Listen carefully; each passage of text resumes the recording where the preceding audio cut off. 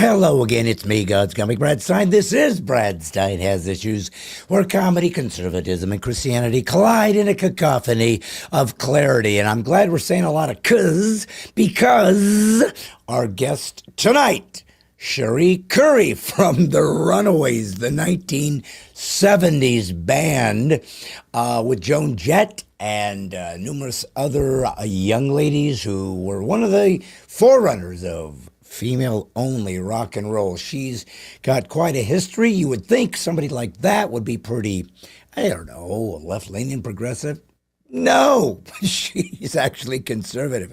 And that interested me, so I said, let's talk to her. So if you like music, 70s music, and kind of are a musicophile about the history of the genres, this is going to be an interesting delve into the music world. My sidekick, if you are just tuning in, is my son, Wyatt Leroy Stein. He's here, but he wouldn't be had he not exuded from my loins. Wyatt, how are you, son, and why have you decided this is the day to talk about you, music, and the big, beautiful bill?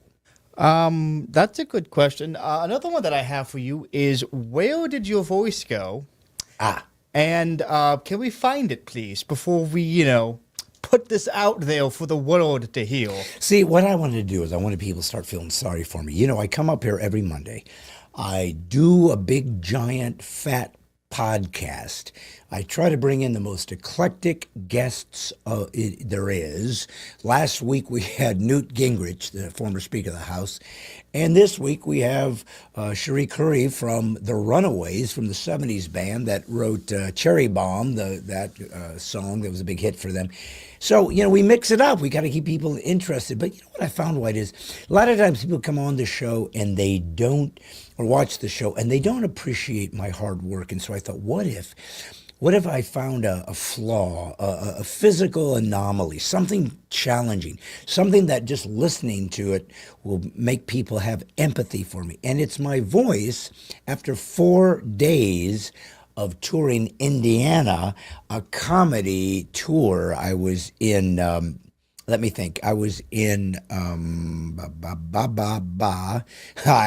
was in Orleans, Indiana, not New Orleans. This is definitely old Orleans. So old, they didn't even add the word old, just Orleans. Then I was in Goshen, Indiana at the Funny Farm Comedy Club, a new club there that wants to do family-friendly, clean comedy, and they brought me in. And then, let's see, the last night I was in Kentucky, Independence, Kentucky, at a church for a men's event. So 4 in a row. And Wyatt, I got to tell you something. It thrashed my voice, not unlike had I been a lead singer for the Runaways in the 1970s, which would have been awkward because it was all girls. I mean, it would be awkward. I don't have any way to pivot off this. You were talking about a bill that was big and beautiful, and somehow we devolved into you sounding like... how would you describe your voice? Horse? No, horse is too mundane. Traumatized? Not traumatized. I was husky. I had a perfect analogy for it. It's like you're trying to sound cool in the worst way possible. Oh. Like that slow, brooding, hey, how's it going? You mean you don't think this sounds sexy and romantic? You don't think that people are listening to this voice saying, now that is the voice of a professional voiceover talent selling insurance or bagels or Pop-Tarts, but doing it in a way that is so compelling, I simply can't resist. I mean, I guess it sounds like that. If before you recorded this, you gargled marbles. Yeah, I did. That were lined with sandpaper. I got to tell you something, White. Over the years, I don't know if I ever told you this or not. So when I first started, folks, and if you don't know this about me, you should, because I expect you, if you're going to watch my podcast, to get a dossier on my history. I want you to know everything. I want you to be a true fan. I want you to be able to leave a little input on the threads. We are on YouTube, and I want you to also like and subscribe to YouTube Breadstein Has Issues and hit the notification button because it's important that you are able to see what I'm doing and pass it on. And also on Spotify and on iTunes on Life Audio. So these are places where you can hear me and listen to my voice struggling to get a word out edgewise without sounding like it's about to implode. I got to tell you something. Yeah, well, when I used to start out as a professional, I don't know if you know this or not. I'm your dad, right? What? Yeah. So, anyways, I'm natural, biological. Anyways, I was a professional close-up magician. You know what that means? Yeah. It means you get close and personal to the audience. Right. And then you pull a nickel out of the ear or something. Well, if you're really fabulous, yeah, you'd pull a nickel out of your. There's amateurs that pull out pennies, and I got to be honest with you, not interesting. People kind of phase out. Well, I heard when Penn does it, he pulls out the whole quarters. Oh well, if you're going to talk Penn, I've been trying to get Penn on the show. Yeah, you talked about that. Maybe not in the show, but in private. Yeah. Yeah, I tried to get him on the show because he's an atheist. He's an evangelistic atheist. He can't wait to tell people how exciting it is to find out that life has no meaning and there is no God, and when you die, you go to eternal oblivion. That's a big deal for him to teach, and why not? Think of how that makes you feel so gooey inside to know that when you die, you just disappear, and it's like you were never here in the first place. No wonder people are flocking to the atheist church because nothing but nihilism can make people even more desperate and despairing of life. So yeah, I wanted to get him on. I wanted to talk about atheism. And by the way, nice guy, interesting guy, smart guy, has had a very successful career. I'd love to talk atheism. I'd like to find what we have in common, because we do. We're all humans, and God made us intrinsically valuable. Only my faith gives us that. He has nothing to offer us. And if he thinks that's not true, let's talk about it. That's exactly what I want to see if we can figure out. Is there something that atheism offers humanity that is an upside, that's good? The answer is no. But if you are a well-known atheist and think I'm wrong, then let's get on and talk about it and discuss it. I think that's really one of the episodes I really want to see if I can get into the framework. And it may not just be a guest. Now, I mean, if it's somebody of some high quality, my bucket list would be Ricky Gervais. I think he's such a brilliant comic, but he also is an ardent atheist. And so I'd love to talk to him about comedy and life and philosophy and atheism and Christianity and God and so forth and so on. But somewhere along the line, Wyatt, I completely got off the subject. I believe that was around the time you started. Okay. Well, I should have launched immediately into a discord and anarchy, so at least people would understand why the meteor shower is striking the capsule that just wants to land with its parachutes. Isn't that interesting, too, by the way, that you could land on the moon using rocket propelling and geometry and incredible sophistication. And to get back home, you have to go back to old parachutes shooting out and floating you down into the ocean. I mean, if they work, why complicate things? Well, like, listen. We didn't go to the moon. Wait, because are you saying you don't think we landed? Are you one of those that don't think we ever actually landed on the moon? I mean, you literally just said it. We didn't go to the moon. Yeah, and the rest of the statement was using the highest end technology known to man. We did it with what worked. Mm. What worked? Pens, analog computers. Why? Literally, like handwritten code, like Why? punch cards. Is that not make that endeavor beyond comprehension? Yeah. How miraculous it was they pulled that off. It's ridiculous it actually worked out that way. What do you think people say, and some do, and we might bring an expert on who's a big conspiracy person. That might be one of our episodes we might add to the mix, if you know what I'm saying, hint, hint. I know exactly what you're saying. Yeah, but why do you think some people don't think we went to the moon? That is a fantastic question. I genuinely don't know. Because apparently the government cannot be trusted to True. tell the truth about literally anything. True. I agree. Even though they have nothing to gain by lying about that. Well, prestige. You know, we went to the moon. Very Okay, few people get but- to say that. I think there's only been, 12 men that have ever walked on the moon? Is that Yeah, it? yeah, but like, does anyone remember them now? I remember one. Yeah. Do you? Neil Armstrong. Neil Armstrong. Yeah, he's the only one embedded whose in fame our brain. lasted more than like a month. But of all humanity, if you were the first of all humans that landed on another planet, you deserve a little credibility. Well, technically, he's only the first person that we know of who landed on the moon. It's entirely possible somebody else did. You know, there was an ancient Chinese guy who the myth says tried to fly to the moon with fireworks attached to his tail. Okay, what's the problem?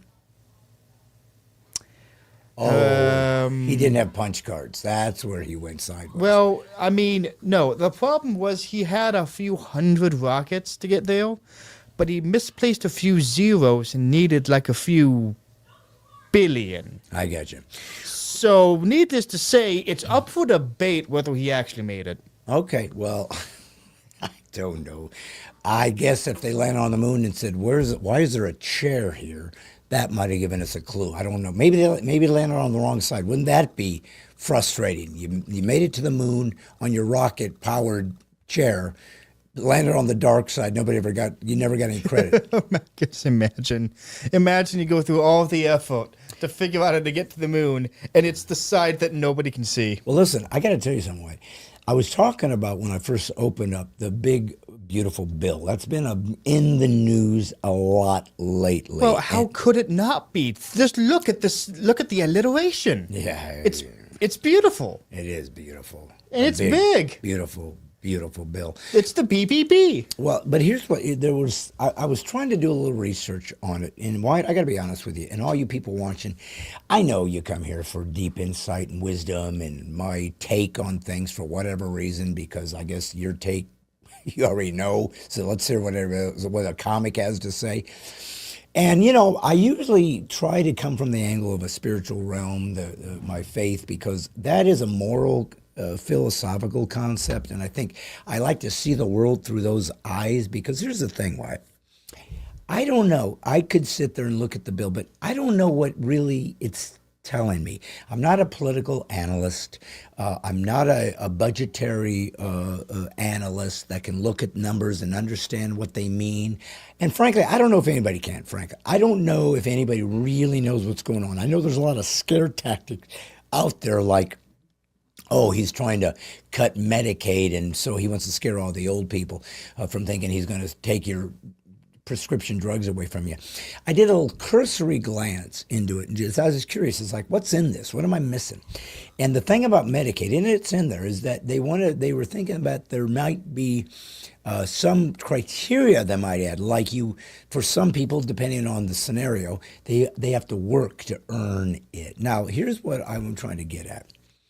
One of the things that I find fascinating about my faith is that people think it is this sort of altruistic, God loves everybody, just sit back on your hammock and he'll send doves with grapes to feed you, and that he does all the work and nothing is expected of you and nothing is going to be difficult and your life is going to be perfect now. And the truth is that simply isn't the case. Many times, if you become a Christ follower, your life gets worse. And why wouldn't it? Because Jesus is actually God and proved it, so he would be the enemy of the enemy. And that means the enemy would want to destroy people that want to follow him, so that you would discount him and cast him aside and say, I'm not interested in this guy. He's made my life worse. And there's so many pieces of that puzzle, because it presumes that life, the meaning of life is to be happy. The meaning of life is to not have difficulty. The meaning of life is somehow to never have challenges. And anybody that's lived life knows actually that's what's made life the most meaningful. challenges, difficulties, overcoming them, and being an inspiration to others who go through difficult things. Because no matter what you go through or where you're at right now, and it might be horrible, and God bless you if it is, because it sucks. We've all been in those places, and yours might be just beyond belief. I promise you, no matter where you're at right now, somebody would trade you. Right now. There's somebody up there that's got 2 days left on, and they've got cancer, and they're about to go out, and they'll say, I'll trade you. You just lost your job. I'll tell you, you come over here, die in 2 days. I'll take the job loss and figure it out. So it's learning how to overcome and see greatness and gratefulness and beauty and things beyond just our material needs being met. And so it made me think about this idea of working for it. You know, Christianity actually has in the same Bible that talks about how much God loves us and wants to care for us and take care of us. And of course, the ultimate act of love, Christ dies and rises from the dead so you can go to heaven. You don't have to experience it. He did it for you. So ridiculous that there's really nothing like it. And so he says, man, if you get that get out of jail free card, the least you can do is give me your entire life, because then when you die and come to me for eternity, you're good. You are set. There's nothing else to learn. So, one of the things that same Bible says is a man that doesn't work shouldn't eat. The Bible says if you are capable of taking care of yourself, you should. People shouldn't do it for you. If you are capable of working. It's one of the things that's always bothered me. Why I wanted to ask you about this, about people that are begging on the side of the road with their little signs. They always got, a chair, water, food. Sometimes they got a computer. Sometimes they got a cell phone. But they don't have any money. And they just hold their little sign up, and it looks like they can barely scribble it out. They want to make it look like they can barely write. And they always find the crappiest piece of cardboard they can find, like it's just, I pulled it out of a dumpster. I don't know if I'm going to make it another day. And they're back there every day because clearly they're doing fine. Well, people think, doesn't God want us to take care of them and watch over them? Well, he wants us to love them, but part of the love is to say, can you work? Can you add to society? Can you give something back? Because if so, you should. Why am I working and giving you stuff when you can do it yourself and you refuse to? I don't think being lazy should be rewarded. And some are. Some aren't. There are people out in the streets because they have a mental disorder and they need help. But many times it's a scam. It is a way to get free money out of lazy people. And I don't think God has any honor in that whatsoever. So if part of the big, beautiful bill is that people have to earn things if they can, he's not throwing invalids out on the street, but if you have to do certain things, just like even with welfare, I noticed, they tried to change some of the criteria where you have to do certain things or at least help the community or pick up trash. Do something to give back because you're being given something from taxes of people that do work. If you are not an invalid, if you are not bedridden, if you are not dying, if you are not elderly or mentally incapacitated, we'll try to take care of those people. The church has done that for years. We started the idea of taking care of those who can't take care of themselves. But those that can take care of themselves, or at least participate, should. That isn't non-Christian. It's pure Christianity. It expects more out of people than thinking they're too lazy or incapable of pulling themselves up as you give them a hand, so they can have the dignity that everybody gets by working. The spiritual realm is the most important realm. And I've been doing a series, if you watch my Daily Brads, which is another thing you can go subscribe to and watch, they're just a devotional of me on my walk in the morning, letting God kind of talk through me. Well, what do you have to say to me today, Lord? What can I give to others?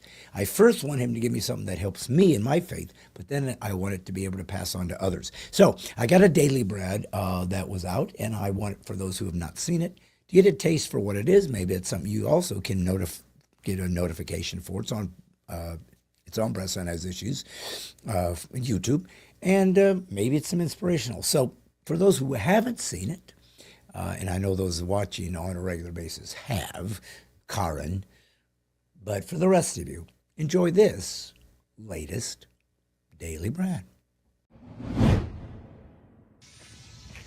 Hey, Earth Gods, Comic Bradstein. This is your Daily Brad. God is real. God can't not be, but you have to train yourself to see him. That's been the premise of the last few episodes. the thing that I want to examine is that premise, because to be perfectly honest, it's a hard one, and it's one of the difficulties with people who believe in God. There's two, I think, main obstacles. There's lots of challenges with the idea of God, but there's two main obstacles, I think. One, the problem of pain probably is number one. The problem of pain means that there's all this evil in this world. Cancer in children, wars, rape, devastation. You would say, God, if you love and you love your people, come in and intervene and fix it and change it. So that's a tough one. And then the second one is the hiddenness of God. Now, one thing you need to understand is that the idea of the challenges of what it means to believe in God and to sort of ferret out that information is not new. The new atheists, who, by the way, if you don't know this and you're an atheist watching, you need to know the new atheism movement has collapsed. Once again, atheism is given to the world what it always gives, nothing but despair and nihilism. And so people are learning to walk away from it simply because it has nothing to fulfill them or offer them. It's been tried and found wanting. But here's the thing that I think we might as well explore. I'm not afraid of the ideas of God and exploring the challenges. Matter of fact, I embrace him. Matter of fact, the God I believe in says, come, let's reason together. Let's figure this out. So let's talk about the idea of when I say to you, God is everywhere, but you have to train yourself to see him. You might rightfully say, well, wait a minute. If God wants us to know him and he's real, why would you make it hard? Why would you make it difficult to find you? Why not just rip open the sky, show up and say, here I am, ta-da. And everybody goes, okay, I get it, I'm in. He doesn't do that. Why? Well, if you believe in God, if you understand the principle of what it means to believe in God, God is a spirit. Let's start there. So first thing is first, when you're challenging the ideas of God, you don't get to make up your own rules. God, I might believe in you, but you're going to have to prove yourself. That doesn't owe you anything. First thing you do is you humble yourself. If you're looking for God, you're looking for a being by which nothing greater can be thought. Matter of fact, we don't have the thoughts necessary to think about God completely. So it's a big, giant deal to go looking for God, okay? So the first thing you do need to understand, though, if you begin that, is saying, okay, well then who is God? How does he define himself? Keep in mind, I'm a Christ follower, I'm a Christian.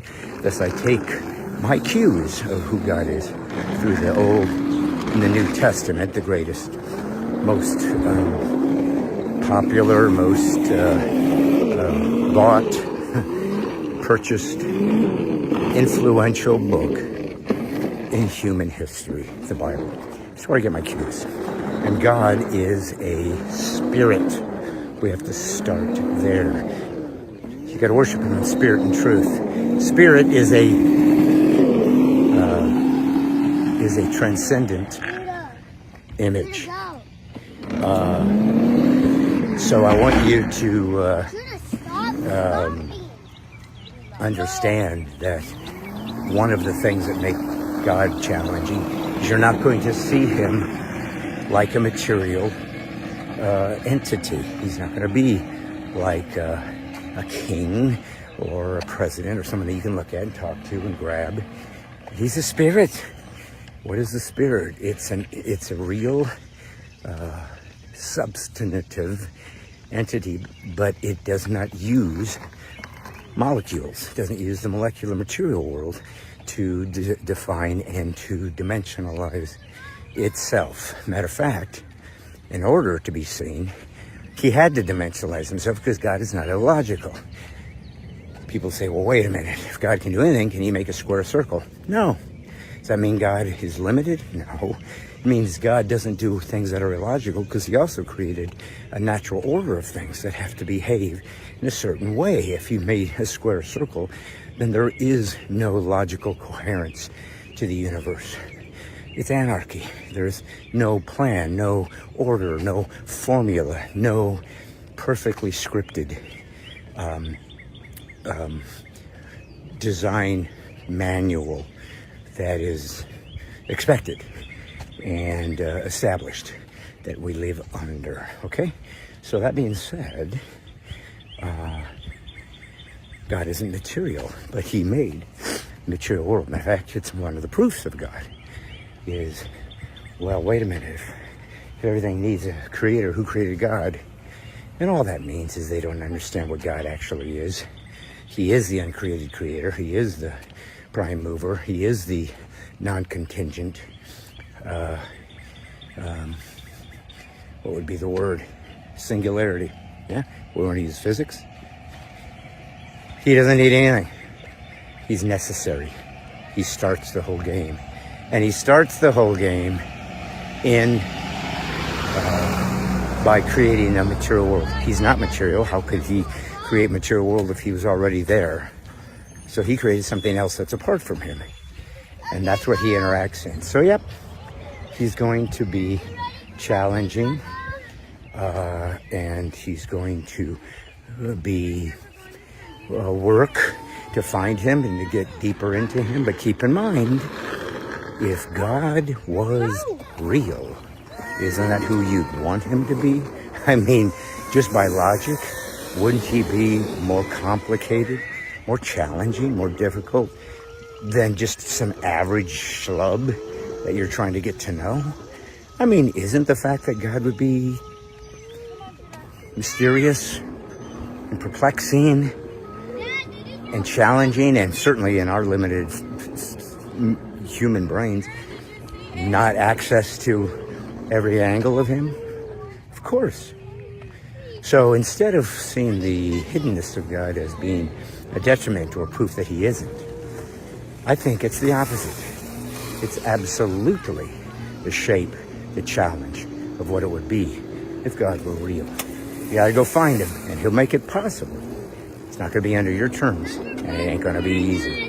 And that's what makes it worth it. This is God's Comic Brad Stein. This is your Daily Brad.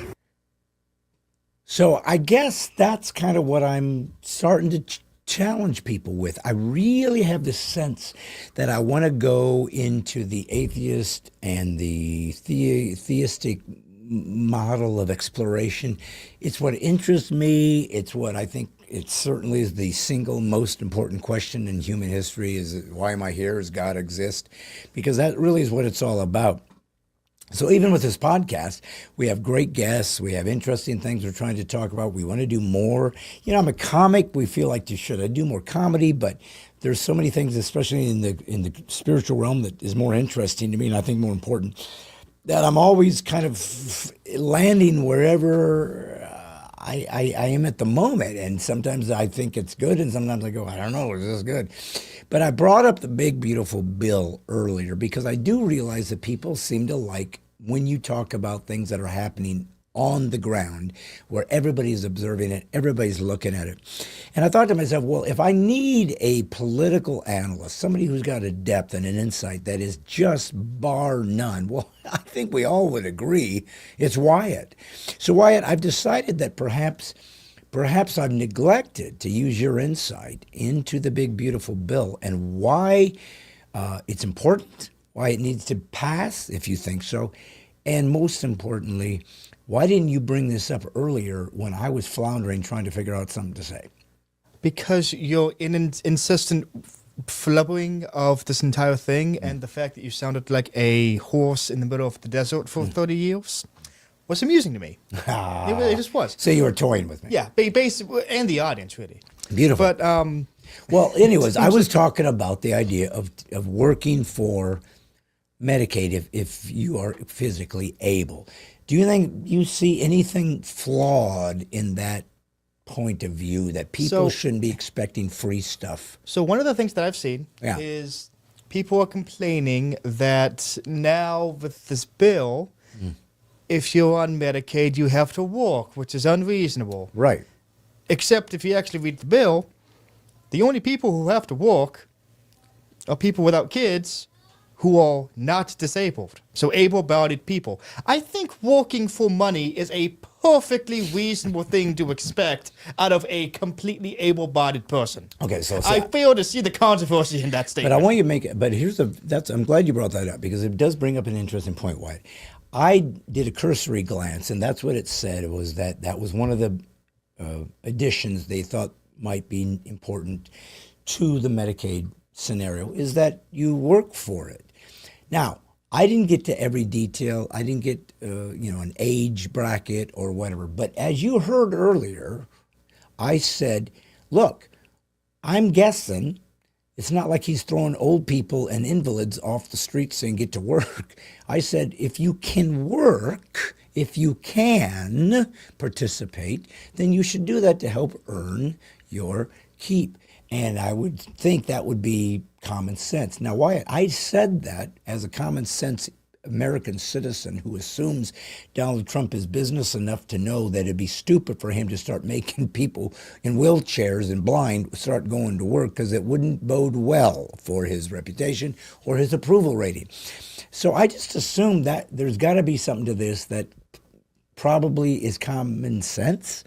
And you just validated it. And I just came up to that on my own. So perhaps what we've learned, why, is not only does that make sense, but perhaps my instinct to political analysis is beyond belief that maybe I'm better at this than I realize. And perhaps I can entertain and educate myself on a regular basis, with or without you people paying attention. I'm sorry. I've been looking into this whole bill thing. Yeah. And I stumbled upon the greatest thing. Oh, you got to let me There's know. a YouTube video. It's currently live. It's a live stream on YouTube. Okay. By the White House itself. Okay. It is cartoon Donald Trump working at McDonald's Okay. while the entirety of the bill slowly scrolls in text form. On the side, it is the most majestic thing. Hold on. It currently has 152 people watching for a channel with 2.6 million subscribers. Now, who's the channel?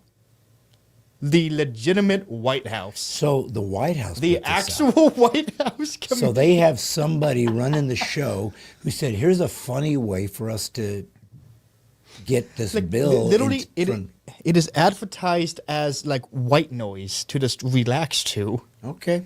Well, look. Does it actually tell us what's in the bill? It is literally verbatim, word for word, the entire 1,000-page bill. Wow. Yeah. Oval cartoon Trump deep frying some French fries.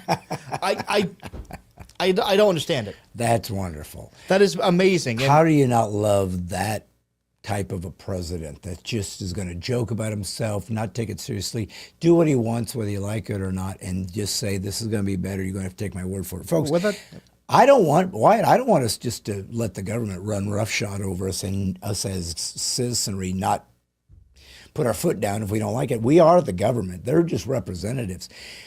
But once you get there, you are kind of running the show. So you got to kind of make things happen. And so that's what I like about him. He just doesn't care. I'm going to do this thing. I'm going to get it done. We're going to make it work. And you're going to see the result. And you're going to be happy. And so far, he's winning everywhere he turns. What do you think? What do you think is going to be the next step to this big? You think it's going to get through?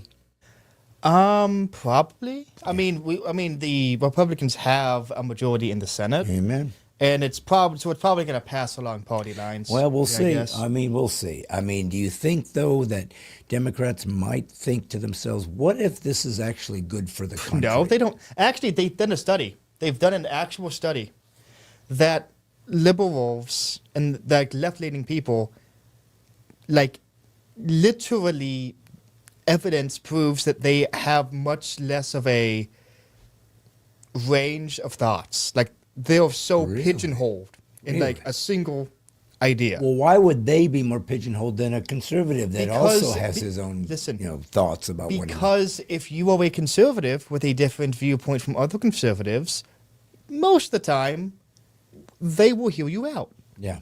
If you even slightly deviate from the liberal viewpoint, you are their public enemy number one. So they just don't let any free thought. No. If you do not adhere Toe the to the message, you are the enemy. End of statement. Well, to me as a conservative, and certainly as a Christian first, the dissenting information, the antithesis of what I believe is more interesting to me because I'm curious, can you defeat my logic? Can you defeat my philosophy? Can you defeat my ideas? Because I've told you this before. I've said it a million times. I know you've heard it. You're my son, but I mean, I've said it to people on, the podcast. A great conversation ends with one of two things. You are more deeply committed to what you believe because you understand it even at a more robust level, or you reconsider it.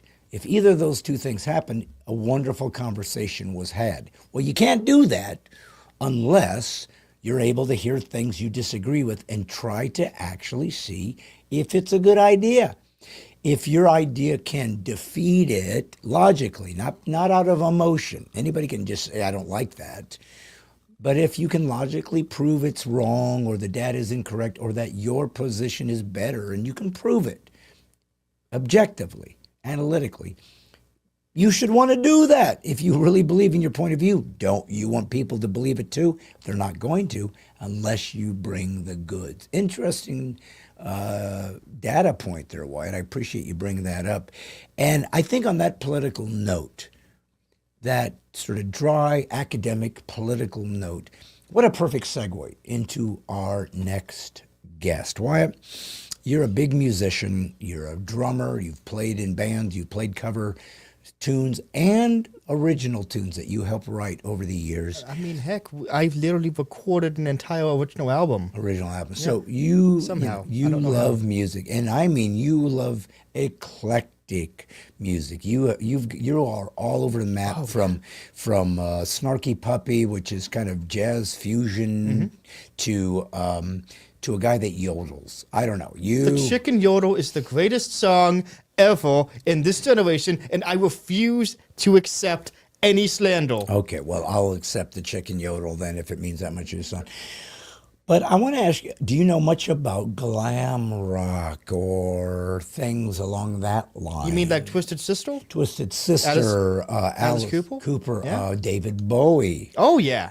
What, do you like Bowie? I'm a Bowie fan, yeah. Tell me one song of his you like. Why is it now that I blank on the stinking name? I'm pretty sure it's... I have it on my phone. I'll look it up right now. Okay, Changes maybe? Changes. How about, let's see, what else did he come up with? I'm not a big Bowie fan. Oh, no, of course. Of course, how could I forget? My favorite David Bowie song. Oh, no, that's David Johnson. But my favorite song by a man named David, You Are a Beautiful Plant. Okay, that's not Bowie. But, No, but David Bowie sang with Queen and Under Pressure. That's true. Yeah. That's true. And that's a good song, too. Why do I have a song called You're a Beautiful Plant? I don't remember this. I don't remember getting the song. It just appeared Well, today. it might be a volunteer, as they say in the plant world. Showed up and you didn't even have anything to do with it. I mean, we are in the volunteer state, so. Listen, amen. Well done. Well, good segue. Son, I want you to know, and you edited it, and you told me this was a really interesting interview. Now, fair warning, the person that we're talking to, I let people speak though in the nomenclature they're comfortable with. So there might be a beep every now and again, but that's the way the world works. I don't care about that. I'm not here to censor people's choice of words. I'm interested in their heart. I'm interested in their mind. I'm interested in their thoughts. I'm interested in their life. I'm interested in what they have to teach us or what we can learn or grow from or be inspired by. And this particular woman came from the Runaways, a very, well-known original girl group in the 70s with, her name is Cherie Currie, and she, was, I think, the lead singer. But, here's the thing. One of her bandmates was Joan Jett. So everybody knows Joan because she's went out and did, I Love Rock and Roll and things along that line. So they made an impact. And she talks about what it was like to get into that business and how hard it was. But the reason I brought her out was because I heard her make some commentary, believe it or not, with Susan Olsen, who was Cindy Brady in the Brady Bunch. I think they had a podcast together, or at least were talking together, and they were like conservatives. And it just showed how easy it is to stereotype or caricature. Well, some woman that came out of the 70s, rock and roll, banging, head banging, and girls only, and booze, and all this and that. They ain't gonna be conservatives. And it just goes to show that we don't necessarily know or can easily paint somebody into a corner until we get to know them, which I think is another great lesson. Get to know somebody. Listen to people you disagree with. Talk to them. Get to know their humanity. See what you can find that you have in common. And that might just get you started in getting them closer to the God that created them. That's your purpose if you're a Christ follower, is to do just that. Well, come to find out, Cherie Currie also is a Christian.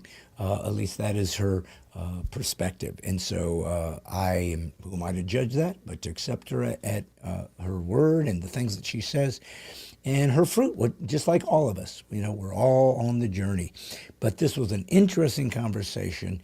And I love what she was talking about. I love the history of that musical genre, but also just her philosophical point of view and what she stands for. She's not messing around. She's really a conservative. She's really a patriot. She's one of us. She cares about the First Amendment, the Constitution, and the Second. So this is legit. This is interesting. And it's not somebody you expected to be here. Because to me, just because I'm a Christian doesn't mean I only have Christians. Let's get everybody on that's interesting and worthy of a moment to speak. So please, folks, enjoy this conversation with former lead singer for the Runaways, Cherie Currie. Folks, when I bring on my guests who always have some kind of deep, amazing talent that is beyond me, that I can't begin to compete with, I'm always grateful, because talking to people that are more interesting and more accomplished than me is why I'm here. Otherwise, I'd talk to myself and nobody would watch. But very rarely do I get to speak to somebody that not only did something iconic, I think is a fair word, certainly groundbreaking, but to have done all of that at 15. That's kind of rare. And that's kind of interesting. And it also is going to bring up a lot of intriguing aspects of what it means to be a human, because on that long journey that we take, sometimes our points of view change. Things change, they evolve, they go from one perspective to another. Sometimes it's our age that causes that. Sometimes it's just something that happens in our life that causes us to reevaluate how I see ourselves. And so the woman that I have with us tonight, I think probably one might not have thought of, will have a perspective that apparently she seems to be moving towards. And that's going to be an interesting journey. And I want to talk to her about it, because I love listening to people tell me about how they see the world. And truth is the single most important thing that a human can have, to speak truth and to stand firmly on what they believe. And so this guest was a lead singer. And if you were a teenage boy growing up in the 70s in Southern California, as I was, you would have been very aware of the Runaways. And she was their singer. So we're going to speak to her right now. Please welcome Cherie Currie to Brad Sign Has Issues. Hello, my dear. Hey, Brad. So good to finally meet you. Thank you for having me. Well, I couldn't have wanted someone more interesting and intriguing, and I think we're going to just find some things in common. And I'm really just curious about your life. I love people that have taken unorthodox paths and unique journeys. I mean, I guess everybody's life is a unique journey and has its unique stories to tell. Sometimes they're tragic and sometimes they're amazing. And I have a feeling you probably have some, wonderful stories to tell, but we certainly have to start with what got you started in show business, but certainly gave you an opportunity to begin to be known and to experience your arts as a singer, and you've gone on to do many other things. But let's just start where I'm sure you've had a million conversations about, but hey, why not? Mhm. The Runaways. 15-year-old Yes. old young lady in California decides I'm going to be in a band, and holy smoke, did you ever? How in the world did that all come about? And were your parents pleased? Well, my parents were divorced, and my mother had just was in the process of getting remarried and moving to Indonesia. Oh, wow. So yeah, wow, and which That's was not like Encino. That's like she's making. no, and the one thing that I got to say, Brad, is that that inner voice that we all have. That's when you listen to that voice, it never steers you wrong. And that just happened to be the voice that has caused me to reinvent myself in a multitude of ways. I had gone to a David Bowie concert, the Diamond Dogs tour. I Yeah, believe yeah. that was in 73 or early 74 at the Universal Amphitheater. And I was very meek. I'm a twin. So my twin sister, Marie, was very popular. I was not popular. I was really kind of the black sheep of the two of us. But anyway, when I watched David Bowie on that stage, this voice said, "That is what you need to do." Mm. And I was like, "Me? Yeah, I've got my log surfer hair." And but the thing is that I knew that that was my path, and within a year, I was in the Runaways. And So you had never sung before that? no, I had, hey, Bindi, I had my twin sister and I had our father's voice, thank God. Our father was actually even offered a record deal by Bing Crosby's brother. People usually don't know who Bing Crosby is anymore, but he was quite the icon. And my father just had a wonderful voice like Dean Martin. And my mother was an actress, a beautiful a woman. She, though unfortunately, had made some mistakes in the business, in the acting business, like I did. Hers was more that she was blackballed for demanding too much. For me, it was drugs. But anyway, I auditioned for the Runaways, and the rest is history. Yeah, but when you saw this audition, I mean, I'm guessing obviously you went to see David Bowie, so you must have been a rock fan. But of course, I don't even know, was it called glam rock back then, or Yes. was he creating something new that became that genre? How did that even, I mean, did he kind of launch that vibe? No, back then, I mean, glam rock had really hit hard. I mean, the English discos, Rodney Bingenheimer's English disco. Glam rock was really the whole LeMay outfits and the platform glitter boots and all of that stuff was coming into all of our lives as kids. We had, of course, David Bowie, we had Elton John, we had Alice Cooper. Everything was theatrical. Yeah. So we had the tubes. Just everything had to have that flair, that English glam flair. So it was just the perfect timing. I couldn't have thought of a better time to be raised with the best music, in my opinion, ever made. And we also had, since it was a new territory, we got to get in on the ground floor and be the first young girls to Yeah. glam out and rock out with the rest of the boys. So was there any reference point for uh, girls, young women to sort of look at to steer them towards what it would mean to have a all woman? I mean, what was it? I'm not a total aficionado of all things that are rock and roll. Shondells maybe, or I don't remember. But there were 60s. There was a few of the Motown girls, right? I don't know if that's in the Yeah. same. Yeah. No, I mean Susie Quattro, she is the queen of rock and roll, and Okay. she still is. Susie Quattro, there would not have been a Joan Jett, there would not have been a Runaways if not for Susie Quattro. So we had Susie, and also there was Fanny, the group Fanny, which happened to be, a couple of her sisters as well that started that group that she was in, and then she left to go solo. So we had Susie Quattro, but she was really the only real rocker that we knew of. And once we signed and went on the road, then Heart came, Yeah. and all of that. There were women that were coming to the forefront. But as far as, teenage rock groups, I believe we were the first. I think so. Well, so I mean, this is maybe, I don't know if this is easily distinguished, but I'm curious about, do you think that rock is observed differently or perceived differently?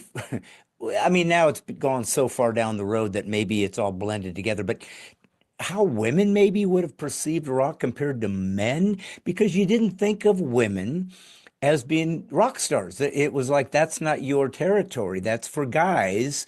I'm sure you guys, I mean, they even made a movie about you guys, and I think that seemed to be part of the theme was you don't belong here. This is a boys' club. But do you, I mean, you grew up in the 70s, as did I, in Southern California. So do girls, I mean, how did you perceive rock and roll as opposed to being one who would listen to it or follow it, as opposed to being participant?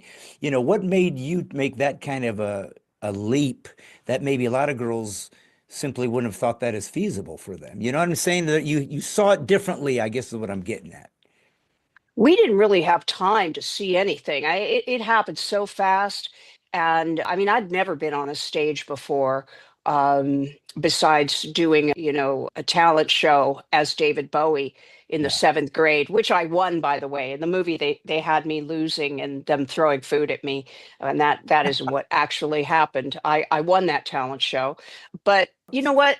Back then, again, I mean, the world was your oyster. All you had to do, and it was just a perfect timing Mm. in a way, but then it was terrible timing because we weren't quite understood. We weren't really taken seriously.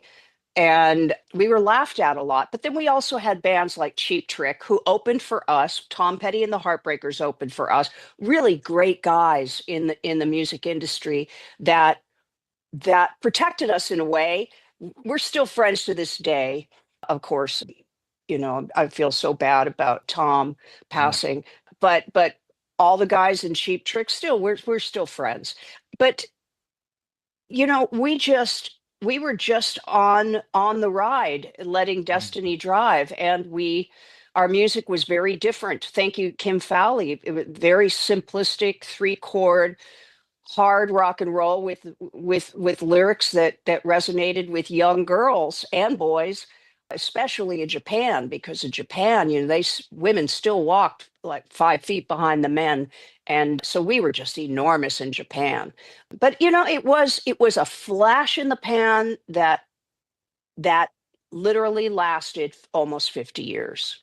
Yeah, well, I was curious about that too, because, it's interesting. It's kind of like a double-edged sword. If you get really famous suddenly and you're really young, on one hand, you could burn out real quick, and you see that a lot with child stars and actors. They got typecast real quick, and that was the end. I mean, they kind of once, Family Affair was over, that's it. You're gone, Buffy, right? Or some of the other child. Very few have been able to move into the adult ranks. But on the other hand, I guess, like in your case, you've been able to sustain that, and I don't think you're trying to drive everything you've ever done now recently, as an adult in the last number of years from that moment, but I don't think you want to avoid it. But in some ways, does it feel, a s- I don't know, stereotyped, or do you feel pigeonholed? I mean, when you're that young, you're like, listen, do I have to always be thought of like that? I've moved on quite a long ways since I was 15 doing that kind of stuff. Well, we were too new in the business for any of that to even cross our minds. It did put a fire under all of us to fight harder when we weren't treated properly. The guys in Rush is one example.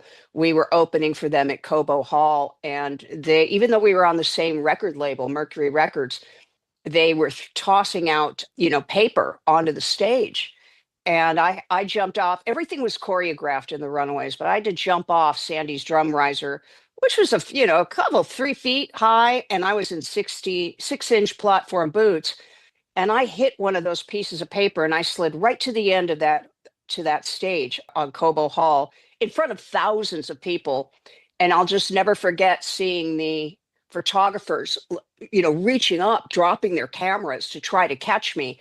I caught myself at the very last minute, but I really realized had I fallen into that orchestra pit, it could have been the end of my career, my life.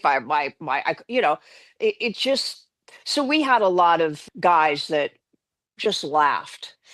But you know what? They don't laugh anymore. Yeah. And now, I mean, even when they went into production for the Runaways movie, I've just never had so many people in the business reaching out, thanking me and the girls for, the gals and the go-go's, the bangles, all that said that we really opened the door for them. So it's nice to know that we made a difference in that short 3 years. And I wish that we would have had somebody uh, to be able to at least mediate our differences and our problems, because we had nobody that would allow us to talk through these insecurities and all this other stuff that was going on. Because, when you're 16 and 17 years old, to be thrown onto a stage in front of the world, and then of course everybody's comparing you to the other. Look, I mean, being a twin, I got it. I understand. It's not easy. But me being the lead singer of that band, they always gravitated towards the lead singer, putting me on the cover, not the other girls. And towards the end, right before I left the Runaways, Rolling Stone asked to put me on the cover. They had the picture, and I begged them in tears not to do it. I said, that will be the end of this band if you put me on the cover. And so they didn't. And two weeks later, I quit.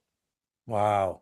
So So I wish I would have. I wish I would have been on the cover of Rolling Stone now. yeah, I well, really do, because it's. well, But but you but know I what though? But you know what? Kudos to you to try to be sensitive enough to your bandmates that you weren't trying to steal the glory or put yourself in a position of, authority over them. You were trying to be a bandmate. Look, we're all in the same saying, we're all in this together. So I think that was kind of a sweet thing you did. I hope it was, not something that you did because they would have been jealous of you or whatever. that's exactly that's exactly why I begged them in tears not to do it. But I mean, and now but they never even knew. The girls never even knew, because I didn't even tell them. They went off to do their thing, and it wasn't. They were pretty darn nasty for some time until the 90s, when we came back together, me and Joan. Me and Sandy always stayed close. God rest her soul. We lost her in 2006 from lung cancer. But, I'm the only band member that's played with all the other girls since the band disbanded. I've played with Lita within the last 10 years, Joan, Lita. I played with Sandy all the time, and Jackie a couple of times. Uh, so at least I can say that, I am a team player. I'll always be a team player. And I do wish that Joan and Lita could get over whatever it is that keeps them from doing a reunion. But I really think at this point now that it's just that it will never happen. Well, yeah, well, well, again, I mean, the good news is you had a standard you were trying to live by, and irrespective of if it's reciprocated. And that's kind of life, isn't it? We don't always get treated the same way we were hoping to treat others. So, and you were young, and I give you credit. I mean, Thank you. it's hard to, I try to be truth teller in my interviews. I try to really get to beneath the surface and figure things out the best I can and find angles perhaps that haven't been asked by rote questions. You got to be sick of the same type of questions. So I try to find other angles to it. But the truth of the matter is I want to go a little bit further than we are, but I do want to backtrack just a second because I want to make sure I understand. When you're talking about opening for Rush, you said that they threw papers. Who the The fans were playing? bandmates, the bandmates, So the Rush. three, Rush, the band. Oh, They were hiding behind Lita's amplifier, because I saw them, and they were crouched down, and they were 8 by 10 paper, like this. Up there's my Joe Biden okay, sticker. I okay. actually, I actually, I took that down just in case, but now you saw it. So, but like piece of paper like that, and they just threw them, skidded them across the stage in hopes that we would slip and fall. Really? Okay, well that's Yeah, sad to hear because I just had to bring it up because I mean Rush is obviously they are who they are and they're an amazing band. I mean they were incredible true. musicians. There's no question about that. But my son happens to be my producer and that's like his favorite band. He's a drummer Yeah. and so a big Neil Peart. So it's like it just made me sad. Like, It made me sad too, but you know because what? They're all, can we also give them perhaps a pass in that maybe they were, this is 70s, right? They probably you hadn't. did. Had you let me finish, I would have said absolutely that, I mean, Joan still does not care for them, but I've had to forgive I forgave Kim Fowley. I moved Kim Fowley into my house when he was dying of stomach cancer because I loathed that man so much that I knew that it was only hurting me. So I had to get past that. And I ended up caring for him towards the end of his life, just me and him in this house. And so when he passed, I actually missed him, and I felt love for him. Yeah, So, you do have to forgive. A lot of people don't let go yeah. of, and we were kids, and the guys in Rush were very young. Yeah, and I'm not, and trust me, I'm not trying to, not hold them accountable for that thing. But I'm just looking at the time frame. It was this early 70s. They weren't as big as they are now, so they might have been just as They were stable. huge. Oh, they were even that. Okay, They I were. didn't know. Oh, I thought I didn't think they really started killing it until like I don't know, 80s, maybe late 70s. But they no. already were because they always seem to have a very specific subculture of fans. They were never like the huge mainstream. They had their killer fans, but they were a lot. I mean, they were prog rock, and that was not everybody's cup of tea. So I just was curious, as maybe they were still trying to figure themselves out. And, they're guys being guys, and you guys had to deal with that from day one. And look, you're a 15, 16-year-old girl Hmm. walking into rock world of Men. roadie, roadies and techs. Sure. Well, let's just be honest. Yeah. And it's in the 70s. I mean, for crying out loud, I can't even imagine the amount of inappropriate and probably sexual, what would be the term? You would have been treated with what we would now call I forgot the word is harassment, sexual harassment at that time, but it would have been considered the norm. You're in rock and roll, kid. This is how the game works. You enter, you out. I mean, did they almost feel like, can you hang with us? Because this is how it's going to pan out. Because it sounds like you guys were from the get-go were saying, nope, we're not going to be treated like that with disrespect. So again, how did you come up with that perspective at that time, Cherie, where in the 70s where sex, drugs, and rock and roll was kind of the given, right? So how did women navigate that, especially young women? Well, I want to set the record straight that, a lot girls, they are more attracted to older guys. I mean, Okay. let's be clear about that. That's what I hate so much about the Me Too movement and all that. How they just take it so far. I mean, I've supported the Me Too movement, until I couldn't. And the thing is that, we were attracted to older men. Most young girls are. So, I can't turn around and play a victim here with whatever happened in my life, except for a kidnapping that did happen. That was horrendous and not caused by me, besides just being stupid enough to get into a car to pull around a park and not realize that this was a kidnapping. Wow. And again, that wouldn't have happened if I didn't want to not hurt that person's feelings either. So, but again, it was a different time, and I don't know. I Listen, I I want think you to I want you to understand something. I'm trying to be very sensitive. I'm not trying. don't be There's no. don't be sensitive. Don't be Yeah, sensitive to me, because I don't. That is the last thing I gravitate to. I am all about truth, yeah, yeah. and Well, I I just mean, I just didn't want you to think that I was trying to, I don't know, put you in some awkward scenario or some gotcha. I wasn't. I'm trying to understand how you were dealing at your young age. Let's face it, girls are so easily manipulated because your hearts are so pure. I mean, they are. Women are different than men, and you have more of this idea of wanting to mother and to take care of and to watch over, and you have these beautiful God-given designs that are manipulated by men and have been for thousands of years. This ain't new. We're not coming up with something that hasn't always been done. But what I was trying to get at, I guess, was it sounds like you guys were savvy enough, though, to not just be manipulated like a piece of meat. Like you kind of felt like you knew what you were trying to do and you weren't going to be ignored or disrespected, and you wouldn't have had a lot of power back then. Hopefully your manager was looking out for you. I don't know, but I guess I'm just saying what a crazy ride that had to be with women kind of over their head maybe at that time until you started getting the lay of the land. Well, there was no time to get a lay of the land. I mean, we never even had a break for the entire time that I was in the Runaways. If we were not in the studio, we were in rehearsal, we were in photo sessions, we were in interviews, or we were on tour. There was no time Yeah. to consider or even ponder what was happening and how fast it was happening. All we could gauge our success was leaving after playing the Whiskey a Go Go. And for our first US tour, which was around 3 months, coming back and playing the Santa Monica Civic Center, which was leaps and bounds with Rod Stewart there and a lot of other stars that came to support us. But when we're walking on stage, Kim Fowley says, somebody would like to say hello to you. It's Rod Stewart. And I'm walking on stage. Yeah. You know, but we also had Cheap Trick there with us. We brought them to play. But I mean, again, Brad, it was a different time. It happened so fast.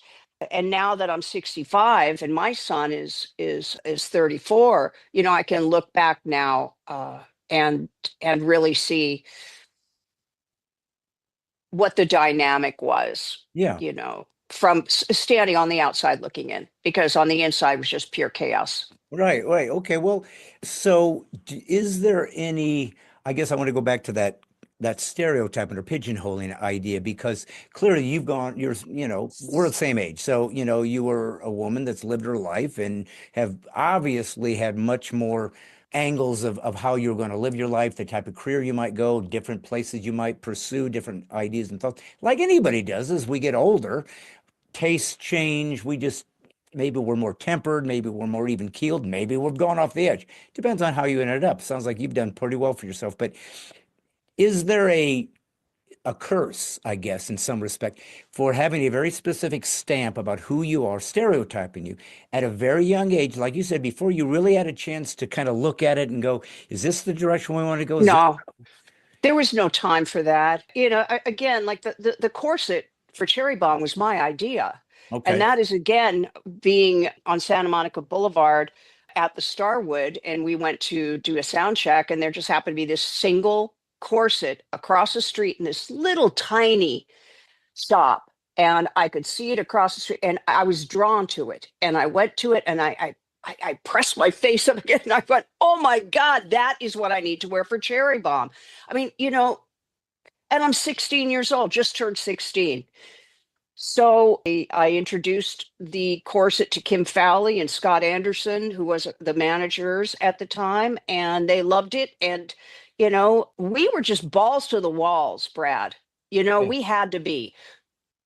The one thing that men knew in this business was weakness, and you could seek out and find a weak person, and we were not that. So Yeah. you know and we had a lot of support from Mercury Records Phonogram behind us, and we didn't sleep around. I think in Japan that changed a little bit with Lita, but we didn't sleep around. We were too busy going from place to place to place, and that's it. None of us had any lasting relationships. We never had time for any of it. So that's kind of just it in a nutshell. Yeah. Well, that's cool. I mean, that felt that you knew who you were and that you had particular standards you live by. And again, that would be a very challenging arena to Yeah. to be balanced and be safe and whatever, especially at the time and frame. I guess, thinking of the different gals that were part of that experience, certainly at least the way it appears, the maverick, the outlier is Joan. She just always had a vibe to her that was almost, I don't even think this is the right word, but androgynous. Like I think it just feels like she never wanted to be seen as anything but just a musician, and it was almost like gender non-specific. I don't know if I'm reading into that, but she just seems to have taken a different path in the way she's tried to define herself and see herself. Does that make any sense to you? Do you see what I'm getting at? In other words, I think there's a more of a femininity distinct that certainly you were putting on with a corset, for crying out loud. I don't think you'd ever see her in a corset. So I just feel like she seems to have found she would seem to be this raw. I'm just rock and roll, and it doesn't matter what sex that comes in. I don't know. Does that make sense? Or you would certainly know more than the rest of us if she had a different sort of take on how she wanted to be perceived.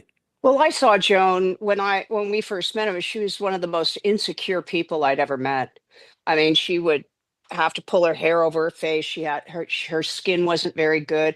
She was very, very insecure, and it was pretty neat. Yeah, because I was insecure as well. I kind of would portray David Bowie on stage until I knew who I was, and she would portray Susie Quattro on stage until she found out who she was. Again, when Joan's 2 years older than me, though, so we weren't the same age.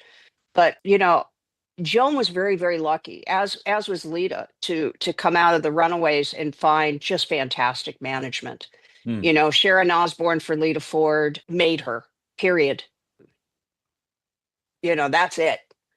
And Kenny Laguna, basically saved Joan's life.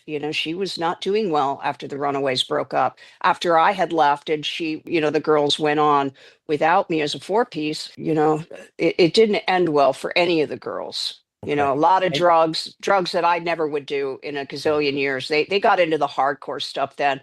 But then, Sharon Osbourne swept in and saved Lita. And funny that she got fired for that. I mean, I'm amazed that Lita fired her, because if it wouldn't have been for her, Lita never would have had that opportunity, truly. And without Kenny Laguna, I don't know if Joan would have made it. So, you have to give credit also where credit is due. You have to have the right people around you that allow you to grow and become who you truly are inside, and not what they think you should be.